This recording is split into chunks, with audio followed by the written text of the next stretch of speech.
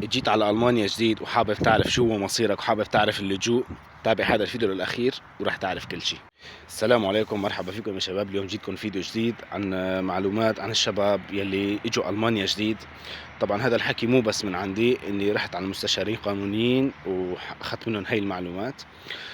يا جماعة الخير، بالنسبة للشباب بس سبق بهذا الفيديو حكيت أنا للأشخاص اللي عندهم عائلة وإجوا على ألمانيا فأمورهم إن شاء الله بخير.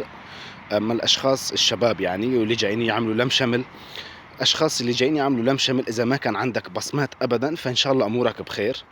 أما الأشخاص يلي إجوا عندهم إقامات وعندهم جواز سفر أو برغاليا أو اليونان أو إيطاليا، هلا إيطاليا هي ما عم تطلب بشكل عام، إيطاليا هي يعني موقف اللجوء أبدا، إني ما في عندها رد أبدا إيطاليا.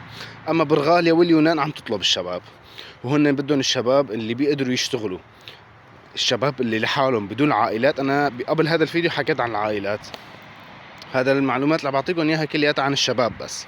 الشباب العزابية اللي إجوا لألمانيا، إني كسر البصمة في له بس شغلات محددة للشباب إني بيقدروا يكسروا فيها بصماتهم. إني إذا كان عندك مرض، إذا كان عندك علاج صحي، إذا كنت وضعك الصحي ما هو مناسب، ما فيك أنت تشتغل باليونان أو برغاليا، فألمانيا فيها هي إن تزبط لك وضعك كلياته وتكسر لك البصمة وتعطيك الإقامة من عندهم.